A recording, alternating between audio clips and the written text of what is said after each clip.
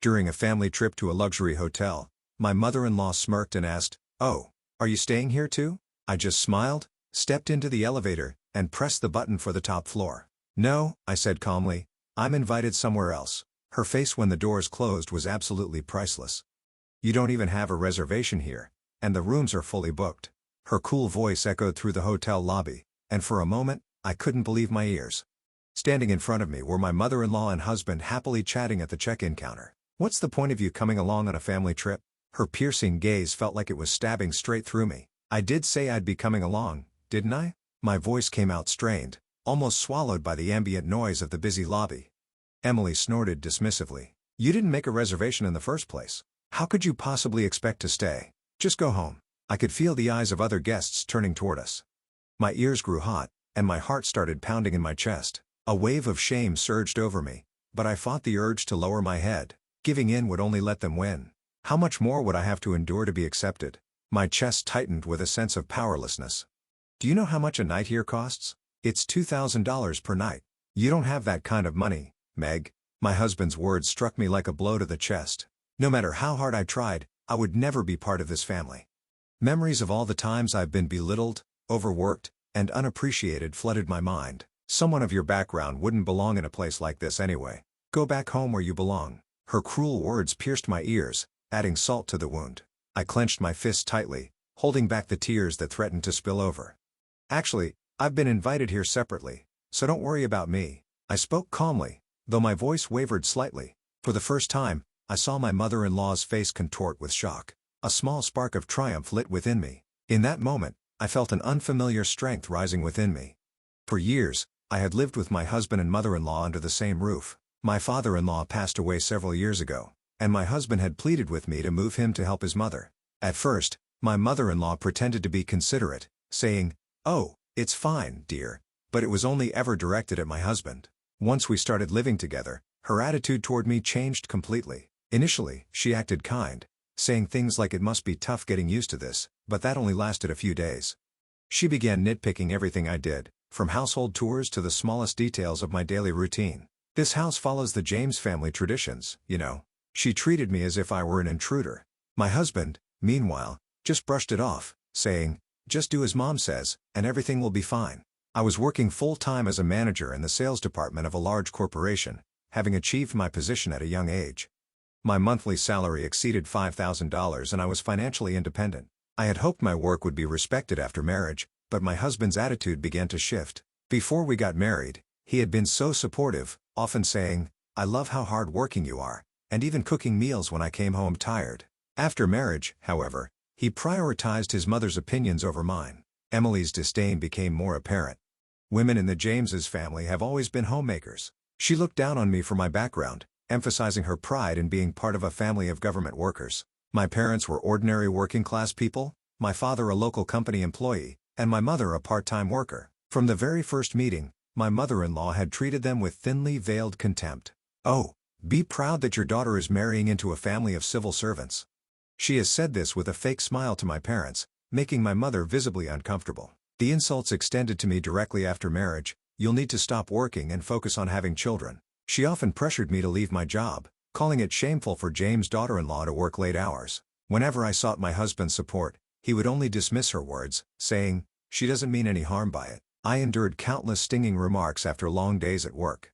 "Another wash day at the office, I see." Each jab struck deeper, yet I swallowed my responses trying to keep the peace. My husband, technically a public servant, worked in a non-regular capacity, something he had hidden from his mother. "Don't tell her, okay? She's always respected Dad's achievements."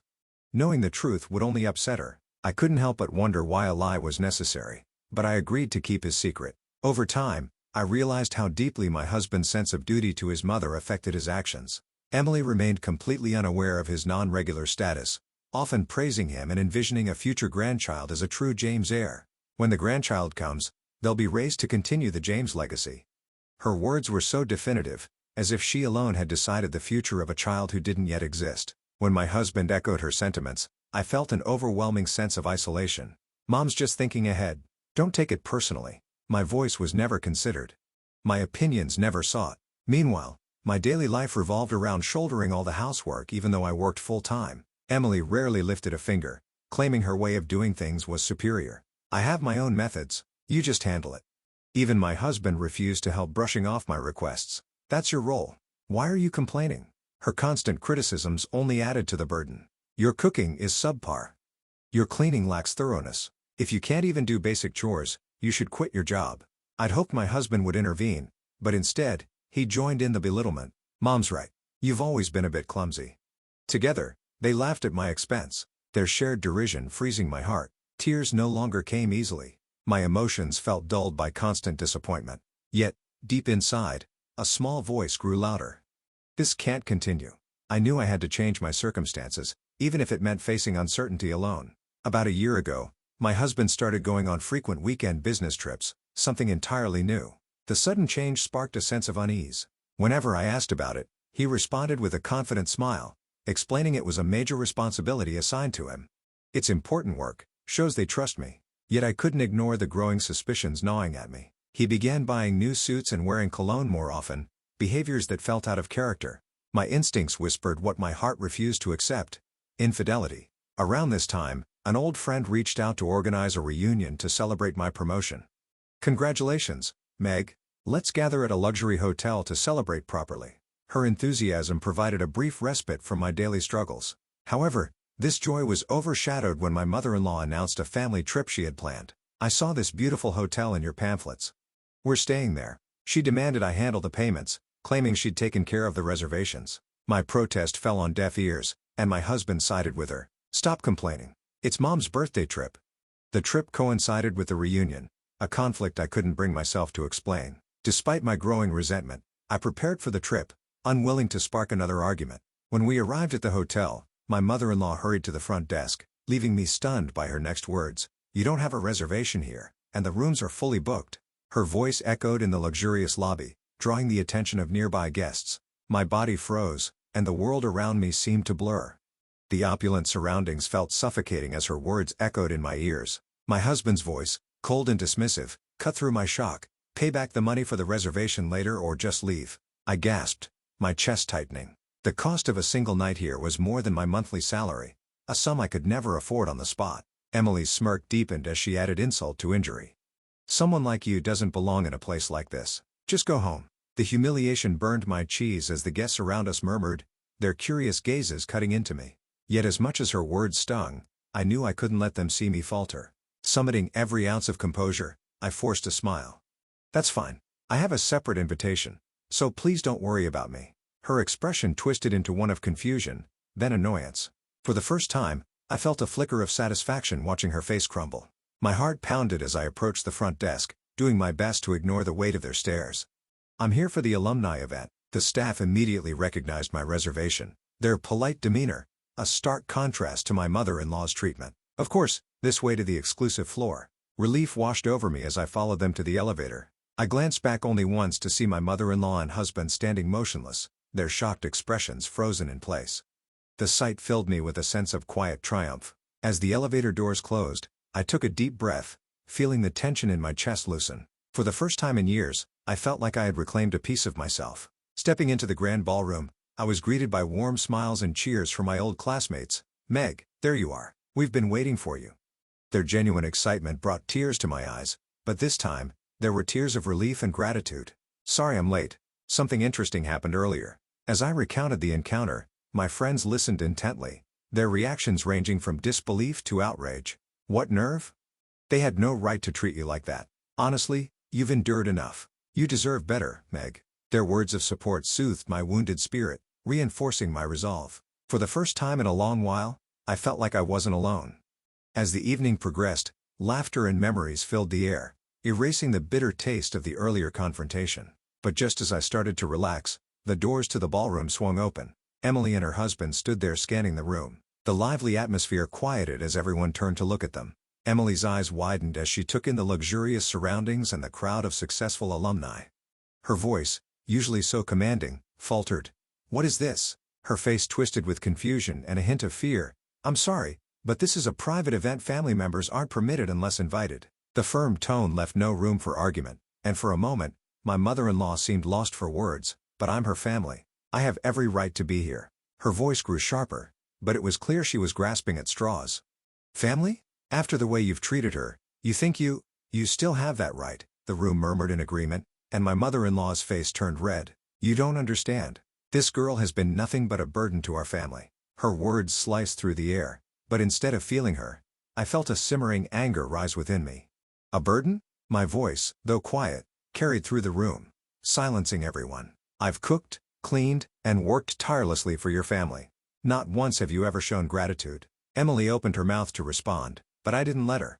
And yet, here you are, trying to humiliate me in front of my peers. Tears stung my eyes, but I refused to let them fall. Tell me, what have I ever done to deserve this? The room was dead silent as my mother-in-law shifted uncomfortably. Meg, don't make a scene.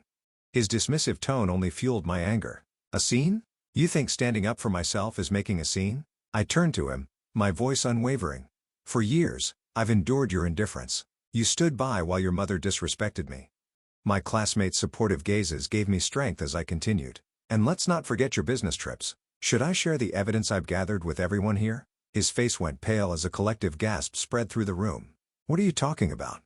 Without hesitation, I pulled out the folder containing proof of his infidelity and placed it on the table. My husband reached for it, but one of my friends intercepted, flipping through the pages with a look of disgust. You're unbelievable. After everything Max has done for you? Emily's shock turned to fury as she rounded on her son.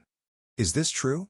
How could you do this to our family? Her hypocrisy was almost laughable, but I chose to stay silent, letting them unravel before my eyes. I can explain. His desperate tone only made his lies more transparent. Meg, you don't owe them anything. Not your time, your loyalty, or your patience. Their words emboldened me as I stood tall. You're right, I don't. That's why I'm leaving this marriage and everything that comes with it. The finality in my voice seemed to strike a chord. My husband's shoulders slumped, and my mother-in-law looked like she had been slapped. You'll regret this, Meg. Her threat rang hollow, and for the first time, I felt a weight lift off my shoulders. No. I won't. With that, I turned to my friends. There were warm smiles, a stark contrast to the chaos behind me. The room erupted in applause as I walked away, leaving my past behind and stepping into a future filled with hope. My husband reached out, his hand trembling slightly as he tried to grab my arm. Meg, please don't do this. We can work it out. His voice, once so confident and dismissive, was now filled with desperation.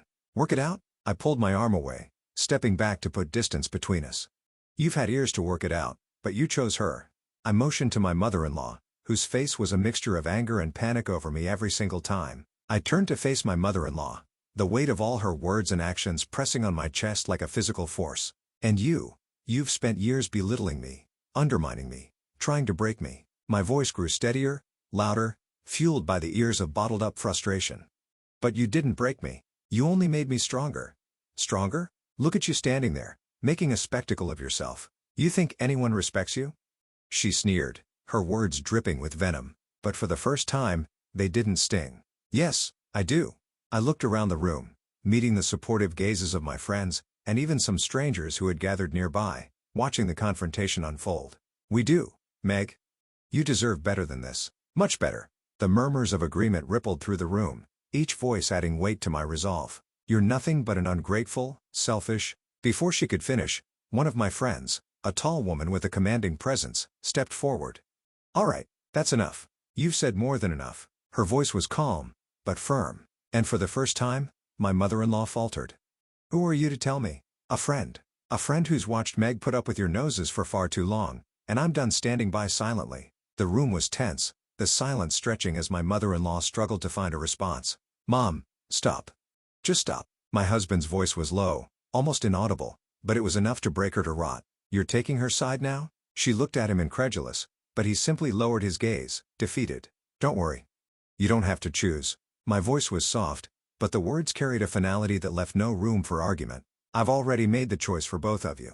With that, I turned my back on them, walking toward the exit, my friends falling into step beside me like a protective wall. Are you okay? One of them asked softly, her concern evident in her tone. I will be. And for the first time in years, I believed it. As we reached the hotel's main entrance, the cool night air hit my face, and I inhaled deeply, letting it wash over me like a cleansing wave. What now? Another friend asked, her eyes searching mine for answers. Now I start over, for me. My voice was steady, my resolve unshakable. The city lights sparkled in the distance, a symbol of the new beginning waiting for me. And as I walked away from the hotel, surrounded by people who truly cared for me, I felt a sense of peace I hadn't known in years. The car ride home with my friends was filled with light chatter, their voices a welcome distraction from the storm of emotions still lingering inside me. You were incredible back there. I don't think anyone else could have handled it the way you did. Oh, I don't know if it was incredible or just overdue. I managed a small smile, but my thoughts kept drifting back to the confrontation. Sometimes, overdue is exactly what's needed. You've put up with enough, Meg. Now it's time for you to focus on you.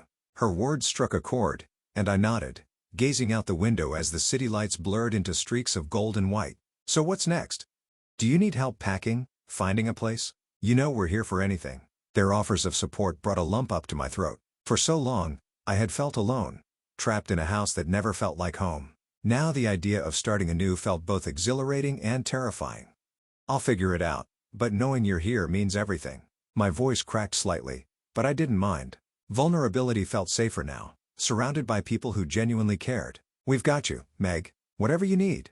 As we pulled up to my apartment complex, I took a deep breath before stepping out of the car. Do you want us to come up? No, it's okay. I think I need some time to process everything, but thank you.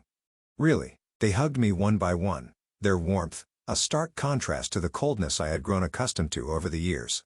Once inside my apartment, I leaned against the door, the silence almost deafening the memories of the evening replayed in my mind, each moment sharpening my resolve. I walked to the bedroom, pulling out an empty suitcase from the closet. Time to pack. The words were spoken aloud, more to convince myself than anything else. As I folded clothes and sorted through belongings, I stumbled upon a photo album tucked away on a high shelf. Opening it, I saw pictures of my wedding day, smiles frozen in time. I lingered on one image, my husband and I cutting the cake, our hands intertwined. Who were we back then? I whispered the question to the empty room, tears welling up, but not falling. Closing the album, I placed it in a pile of items to leave behind. These memories weren't mine anymore. The next morning, sunlight streamed through the curtains, illuminating the half-packed boxes scattered around the room. My phone buzzed, pulling me out of my thoughts. Good morning. Just checking in. How are you feeling today? A little overwhelmed, but okay. Thanks for asking. Don't forget, you're stronger than you think. Let me know if you need anything. I smiled at the message, grateful for the reminder. Just as I was about to continue packing, there was a knock at the door. My heart skipped a beat. Who could it be? Peering through the peephole, I saw my husband standing there, looking disheveled and nervous. I hesitated, my hand hovering over the doorknob. Finally, I opened the door a crack, just enough to see his face. Meg, please, I need to talk to you. His voice was barely above a whisper, but I could sense the weight of his words. I don't think we have anything left to say. Just 5 minutes. That's all I'm asking for. I steadied him for a moment before stepping aside and motioning for him to enter. He stepped inside, his eyes darting around the room, taking in the half-packed boxes and the open suitcase on the bed. You're really leaving? What did you expect? My tone was sharper than I intended, but I didn't apologize. I know I messed up. No, I ruined everything. But, Meg, can we talk about this? Talk about what? How you betrayed me? How you let your mother treat me like I didn't matter? His face crumpled, guilt etched into every line. I know I failed you. I failed us, but I swear, I want to make things right. And what does that look like exactly? My arms are crossed tightly, a barrier between us. I'll cut ties with my mom. I'll go to therapy. I'll do whatever it takes. Just don't leave me, Meg. His voice cracked, and for a brief moment, I saw the man I had fallen in love with. It's not that simple. Why not? We've been through so much together. Doesn't that mean anything? His desperation was palpable, but it wasn't enough to erase the years of pain. It did. It meant everything. But you let it all slip away. I was stupid, blind to what I was doing to you. I know I don't deserve forgiveness, but I'm asking for a chance. I felt the familiar tug of his words, the part of me that wanted to believe in redemption, but another part, stronger now, resisted. A chance to do what? Repeat the same cycle? No. A chance to be better, to prove I can be the husband you deserve. I sighed, turning away from him to gather my thoughts. I've given you chances, so many chances. Each time, I hoped things would change, but they didn't, and I can't keep doing this to myself. He reached out, but I stepped back. The space between us, a physical reminder of the emotional distance that had grown. Please, Meg, don't let this be the end. I looked at him, really looked at him, and for the first time, I didn't feel anger or sadness. I felt nothing. It already is. The finality of my words hung in the air, and I saw the realization draw in his eyes. I don't know how to fix this. Maybe that's the point. It's not something you can fix anymore. He nodded slowly, his shoulders slumping as he made his way to the door. I'll always regret what I did to us. He paused, looking back one last time. Goodbye, Meg. The door closed softly behind him, leaving me alone in the quiet apartment. I sank onto the bed, the weight of the moment,